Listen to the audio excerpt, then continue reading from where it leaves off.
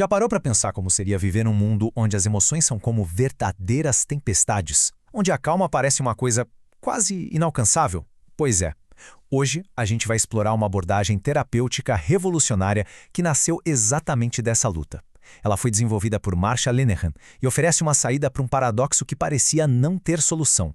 Como é que a gente consegue se aceitar do jeito que é e, ao mesmo tempo, mudar para construir uma vida melhor?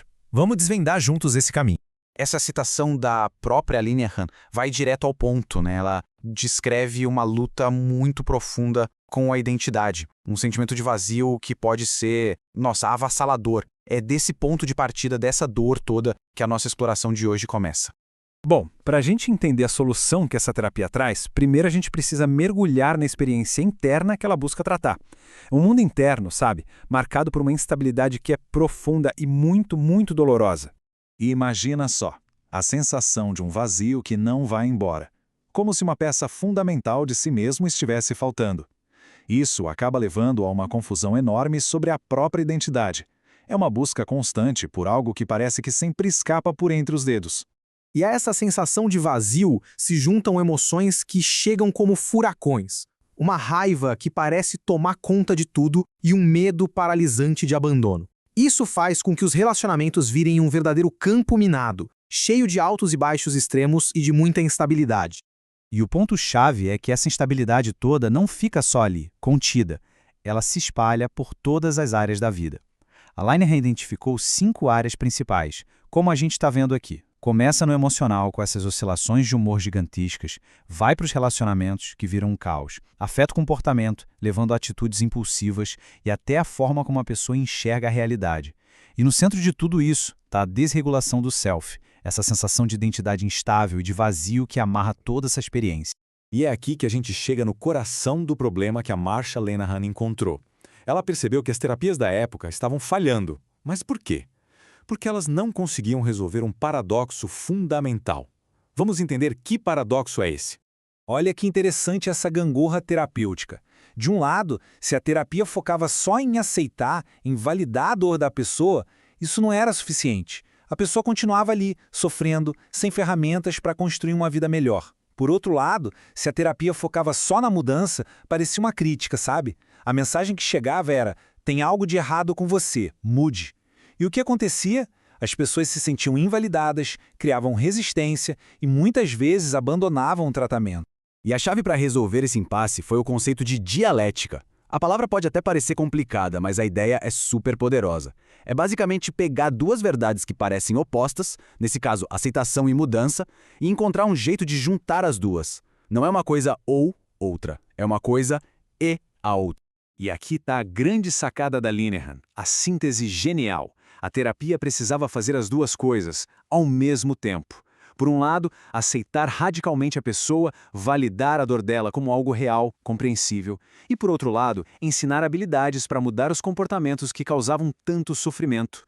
Não era um ou outro, eram os dois, caminhando juntos.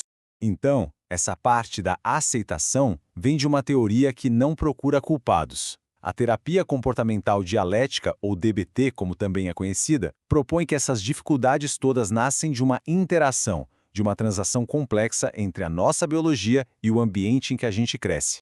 Essa é a teoria biossocial, que a gente pode ver aqui em 3 passos. Tudo começa com uma vulnerabilidade biológica. É como se a pessoa já nascesse com a pele emocional mais fina, mais sensível. Aí, essa sensibilidade toda encontra um ambiente que a invalida, que não sabe como lidar com tanta intensidade. E a interação contínua entre esses 2 fatores é o que, segundo a teoria, leva à desregulação crônica das emoções. Mas o que é um ambiente invalidante? É aquele que, de forma repetida, manda a mensagem de que o que a pessoa sente está errado. Frases como "não seja tão sensível" ou "você está exagerando" ensinam a pessoa a não confiar na própria realidade interna. Ela aprende a procurar lá fora as pistas de como deveria se sentir e pensar. Ok, agora vamos para a parte da mudança. Como a DBT funciona na prática? Ela não é só uma terapia de conversa. É uma terapia baseada em habilidades.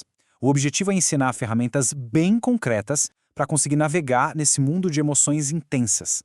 E a habilidade fundamental, a base de todas as outras, é a atenção plena, o famoso mindfulness.